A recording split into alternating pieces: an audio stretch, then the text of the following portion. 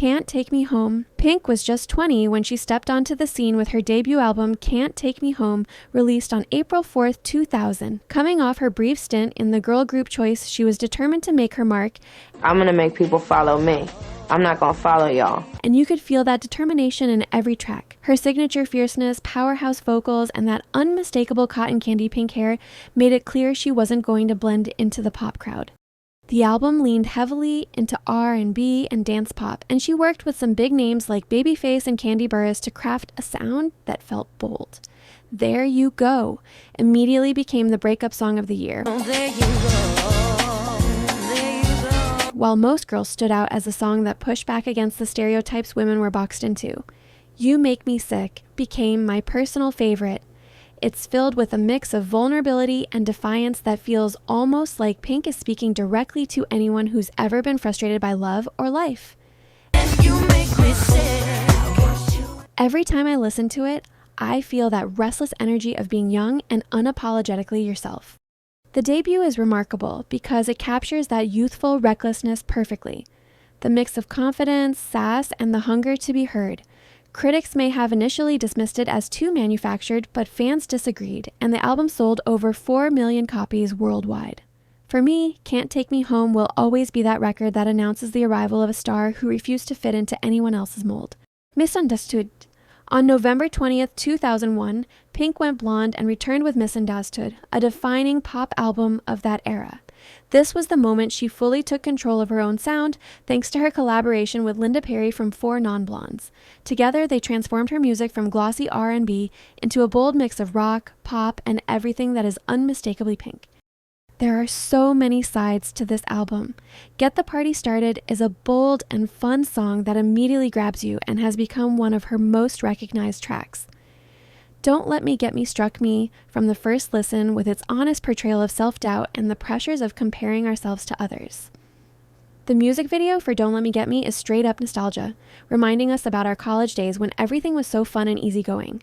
Don't let me get me, no. Then there's Just Like a Pill, which goes even deeper, exploring heartbreak, pain, and addiction, showcasing the immense power and honesty in Pink's voice. The album went on to sell over 12 million copies worldwide and earned Pink her first Grammy nomination. It also peaked at number 6 on the US Billboard 200 chart, proving that even the critics were starting to become her fans. Try This. When Pink released Try This on November 10, 2003, nobody really saw it coming.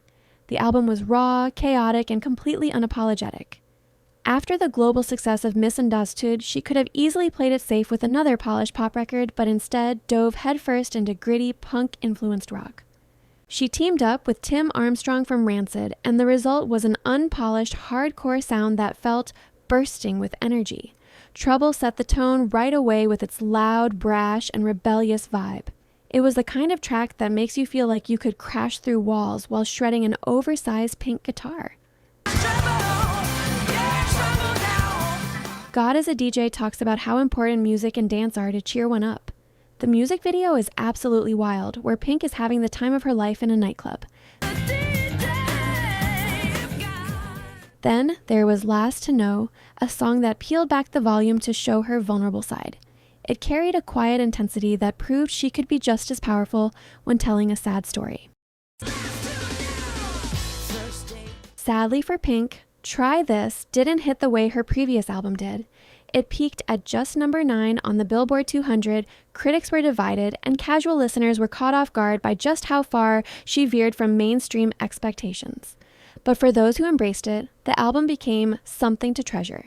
It captured Pink's fearless energy and her insanely raw vocals.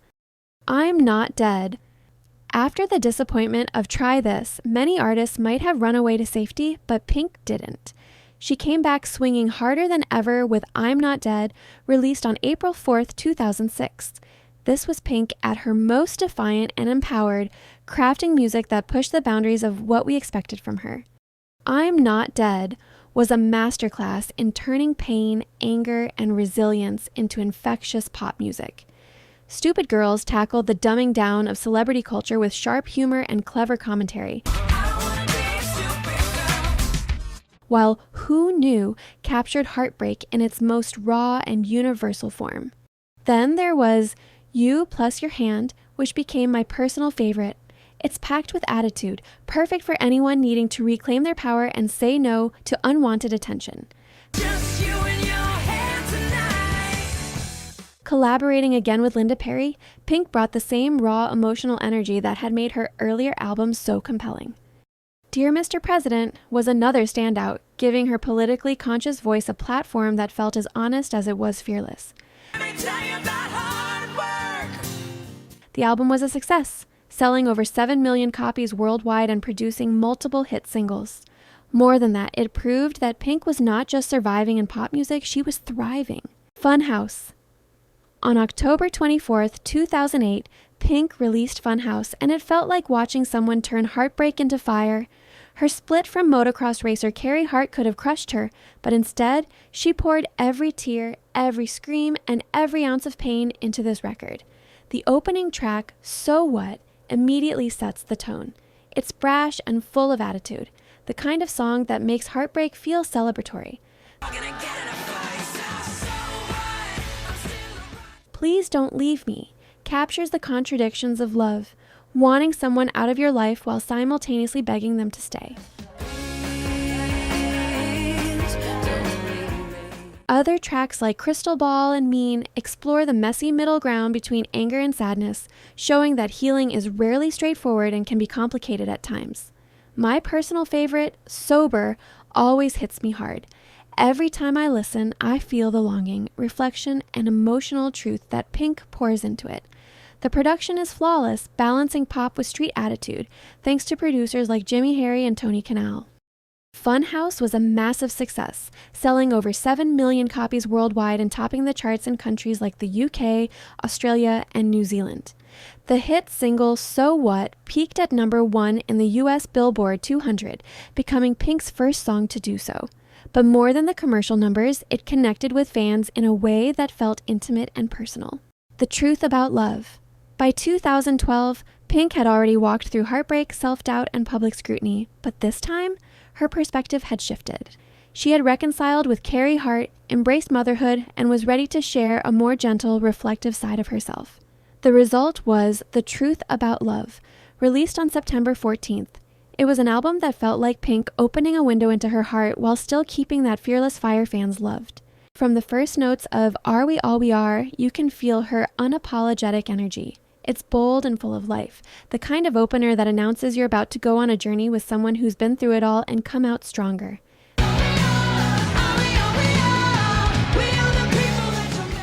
Then comes Blow Me, One Last Kiss, where her signature sarcasm meets some of the catchiest hooks she's ever delivered. And Just Give Me a Reason, her duet with Nate Ruess became a certified classic.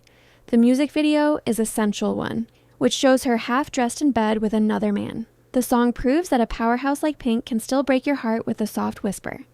The rest of the album dives into the contradictions of love. True Love playfully talks about the push and pull of long-term relationships, while Here Comes. The Weeknd talks about having fun during the weekend. This song is perfect for rap and pop lovers because it features the legendary Eminem. The Truth About Love debuted at number 1 on the Billboard 200 and sold over 6 million copies worldwide.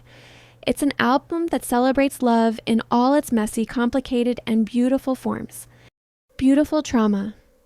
After 5 years away from the spotlight, Pink returned with a bang on October 13, 2017 with Beautiful Trauma. The album felt like catching up with a best friend after years apart. You could hear how much life she had lived, how she had grown, and the connection was instant.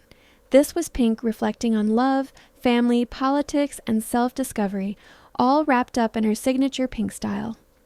The title track, Beautiful Trauma, set the tone immediately, exploring the ways pain and beauty are inseparable, while What About Us became an anthem for anyone feeling ignored or overlooked. The song is emotional and powerful, the kind of track that reminds you why Pink's voice has always resonated with so many. What about us?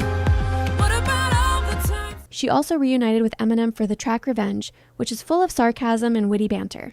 On the softer side, Whatever You Want is devoted and comforting. But We Lost It talks about heartbreak with quiet honesty, and Wild Hearts Can't Be Broken Glows is a truly beautiful ballad. Wild hearts can't be broken. What About Us is my comfort song because it talks about speaking up for the people who are always ignored and betrayed. It feels so relatable that I always get lost in the lyrics.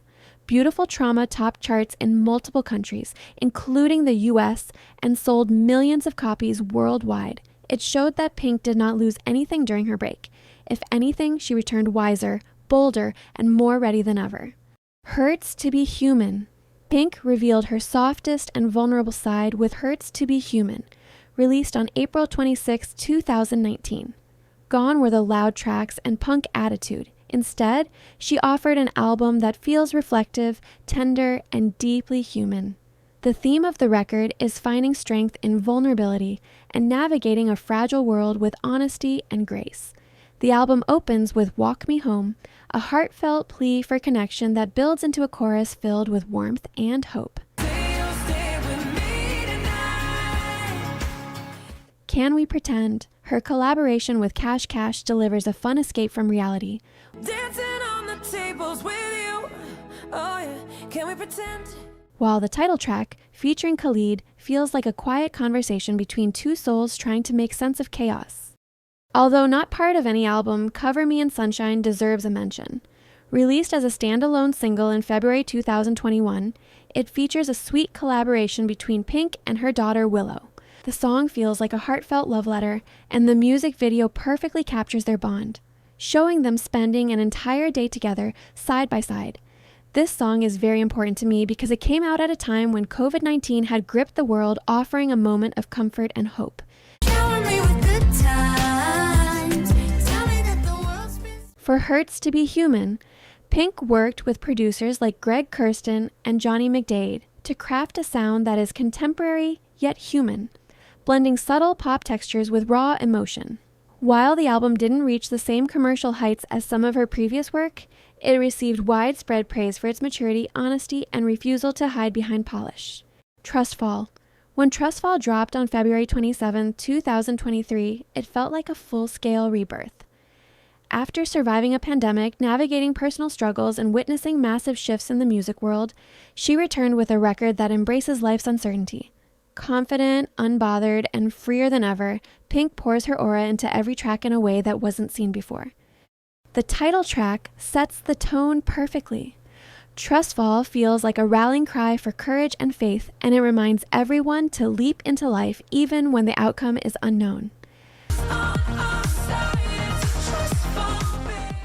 Then, there's Never Gonna Not Dance Again, which bursts with joy, while When I Get There transforms sorrow into tenderness. Guest features added another layer to the album's texture. Chris Stapleton's beautiful voice on Just Say I'm Sorry brings a country flair to Pink's pop rock core. I'll believe you 'cause I love you. While other tracks like Hate Me and Feel Something explore complex emotions of love, anger, and longing.